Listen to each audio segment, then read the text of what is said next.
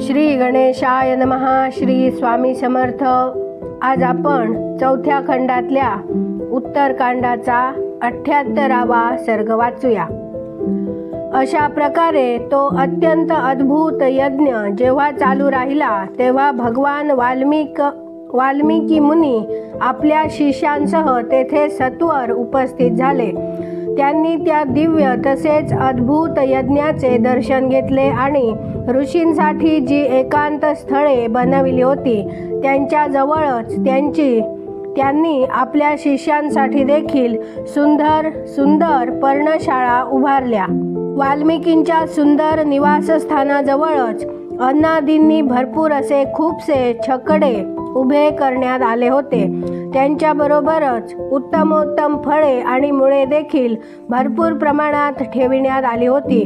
राजा श्रीराम तसेच बहुसंख्य मुनींकडून संपूजित आणि सन्मानित होऊन महातेजस्वी आत्मज्ञानी वाल्मिकी मुनींनी मोठ्या सुखाने तेथे निवास केला. त्यांनी आपल्या 2 धष्टपुष्ट शिष्यांना बोलाविले आणि ते म्हणाले, तुम्ही दोघे भाऊ एकाग्रचित्त होऊन सगळीकडे संचार करीत मोठ्या आनंदानं संपूर्ण रामायण काव्याचं गायन करा. ऋषी आणि ब्राह्मणांच्या पवित्र स्थानावर, गल्ल्यामध्ये, राजमार्गावर तसेच राजांच्या निवासस्थानात देखील या काव्याचं गायन करा. श्रीरामांच्या भवनाच्या द्वाराशी या काव्याचं विशेष रूपानं गायन करा. जिथं ब्राह्मण यज्ञ कार्य करीत आहेत तिथं तसेच ऋत्विजांसमोर देखील विशेष रूपानं या काव्याचं गायन करा. भूक लागल्यावर इथं पर्वत शिखरांवर नाना प्रकारची स्वादिष्ट आणि गोड फळं उपलब्ध आहेत. त्यांचा स्वाद घेऊन या काव्याचं गायन करीत राहा. मुलांनो, इथल्या सुमधुर फलमुलांचं भक्षण केल्यामुळं तुम्हाला कधीही थकवा येणार नाही आणि तुमच्या गळ्याला गोडवा देखील कधी नष्ट होणार नाही. जर महाराज श्रीरामांनी तुम्हा दोघांना गाणं ऐकण्यासाठी बोलाविणं धाडलं तर तुम्ही त्यांच्याशी तसंच तिथं बसलेल्या ऋषीमुनींसाठी यथायोग्य विनयपूर्ण वागणूक ठेवा. मी पूर्वी भिन्न भिन्न संख्यांच्या श्लोकांनी युक्त रामायण काव्याच्या सर्गांचा ज्या प्रकारे तुम्हाला उपदेश केला आहे त्यालाच अनुसरून प्रतिदिनी 20-20 सर्गांचं सुमधुर स्वरानं गायन करा. धनाचा थोडा देखील लोभ बाळगू नका. आश्रमात राहून फळमुळं खाणाऱ्या वनवासींना धनाचा काय बरं उपयोग होणार. जर रघुनाथांनी विचारलं, मुलांनो, तुम्ही दोघे कुणाचे पुत्र आहात, तर तुम्ही महाराजांना इतकंच सांगा की आम्ही दोघे बंधू वाल्मिकींचे शिष्य आहोत. ही वीणा घ्या, हिला 7 तारा आहेत. यामधून मोठा मधुर स्वर वाजतो. यात अपूर्व स्वरांचं प्रदर्शन करणारी ही स्थानं बनविलेली आहेत. यातल्या स्वरांचा झणत्कार तुमच्या सुमधुर स्वरांना मिसळून तुम्ही दोघे भाऊ निश्चिंतपणानं काव्य गायन करा. आरंभापासूनच या काव्याचं मुक्त गायन करा. ज्यामुळे राजाचा अपमान होईल अशी कोणतीही वागणूक कधीही करू नका. कारण राजा धर्माच्या दृष्टीनं सर्व प्राण्यांचा पिता समजला जातो. याप्रमाणे तुम्ही दोघे भाऊ प्रसन्न आणि एकाग्रचित्त होऊन उद्या सकाळपासून वीणेच्या लयीवर सुमधुर स्वरानं रामायण गायनास सुरुवात करा. अशा प्रकारे विस्तृत संदेश देऊन वरुणपुत्र परम उदार महामुनी वाल्मिकी गप्प झाले. मुनींनी अशा प्रकारे आदेश दिल्यावर मिथिलेश कुमारी सीतेचे दोघे शत्रुदमन पुत्र, ठीक तर आम्ही असंच करू असे म्हणून तेथून निघून गेले. ज्याप्रमाणे अश्विनी कुमारांनी शुक्राचार्यांनी सांगितलेली नीतिसंहिता हृदयात साठवून घेतली त्याप्रमाणे ऋषींनी उच्चारलेली ती अद्भुत वाणी हृदयात धारण करून ते दोघे कुमार मनोमन उत्कंठित होऊन तेथे रात्रभर सुखाने राहिले. रात्र निघून गेल्यावर जेव्हा सकाळ झाली तेव्हा स्नान संध्येनंतर समिधा होमाचे काम पूर्ण करून ते दोघे भाऊ ऋषींनी सांगितल्याप्रमाणे तेथे संपूर्ण रामायणाचे गायन करू लागले. श्रीरामांनी देखील ते गाणे ऐकले. ते पूर्वाचार्यांनी सांगितलेल्या नियमांना धरून होते.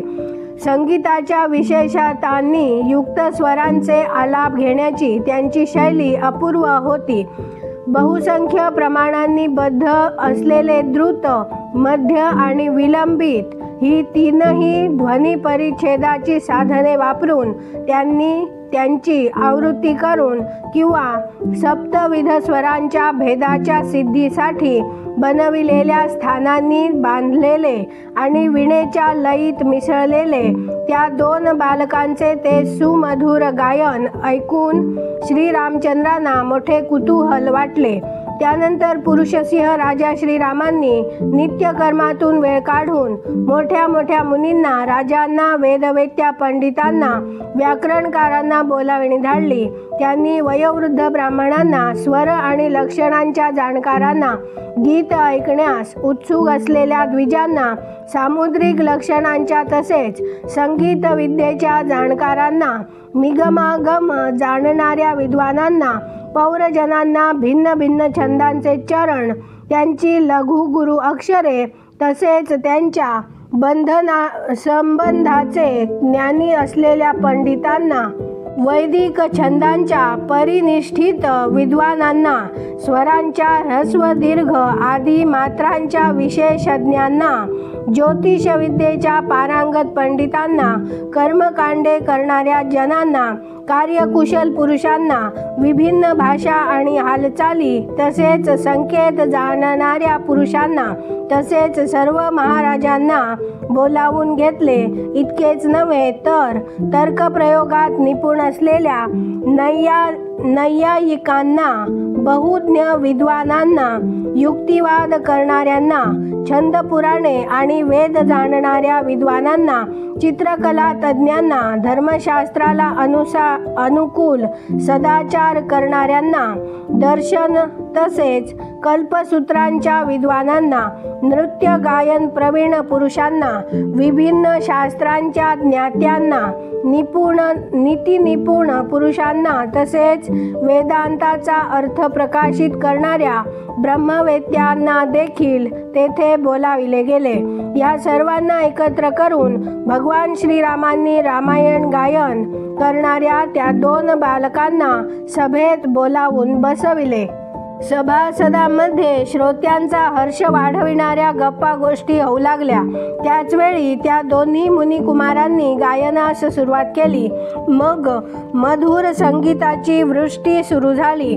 ते मानवांच्या मर्यादे पलीकडचे मोठे अलौकिक गंधर्व गान होते. त्या गेय संपदेमुळे सर्व श्रोते मुग्ध झाले. ऐकूनही त्यांची तृप्ती होईना. मुनिगण आणि महापराक्रमी भूपाल सर्वजण आनंदमग्न होऊन त्या दोघांकडे वारंवार पाहत होते. जणू त्यांचे रूप माधुर्य ते डोळ्यांनी पिऊन घेत होते. ते सर्व एकाग्रचित्त होऊन परस्परांना म्हणू लागले, या मुनिकुमारांची आकृती श्रीरामचंद्रांशी मिळती जुळती आहे. हे जणू बिंबातून प्रकट झालेली प्रतिबिंबेच आहे. जर यांच्या शरीरावर जटा आणि देहावर वल्कल नसती तर आम्हाला श्रीरामचंद्रात आणि गायन करणाऱ्या या दोन कुमारात कोणताही फरक आढळला नसता. नगरात आणि जनपदात राहणारे जन जेव्हा अशा प्रकारे संवाद करीत होते त्यावेळी नारदाद्वारे प्रदर्शित प्रथम सर्गाचे मूळ रामायणाचे आरंभापासूनच गायन सुरू झाले. तेथून पुढे 20 सर्गांपर्यंत त्यांनी गायन केले. त्यानंतर अपराह्न काळ झाला. तेवढ्या वेळेत 20 सर्गांचे गायन ऐकून भ्रातृवत्सल श्री रघुनाथ बंधू भरताला म्हणाले, ककुस्था, तू या दोन महात्मा बालकांना 18,000 सुवर्ण मुद्रा सत्वर पुरस्कार म्हणून दे. याशिवाय जर आणखी एखादी वस्तू त्यांना हवी असेल तर ती देखील त्वरित दे.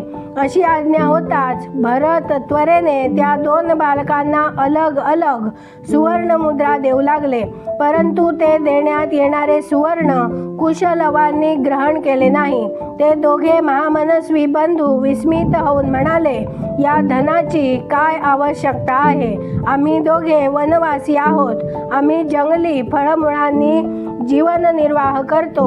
सोने चांदी वनात घेऊन जाऊन आम्ही काय करू? असे म्हणाल्यावर सर्व श्रोत्यांच्या मनात मोठे कुतूहल दाटले।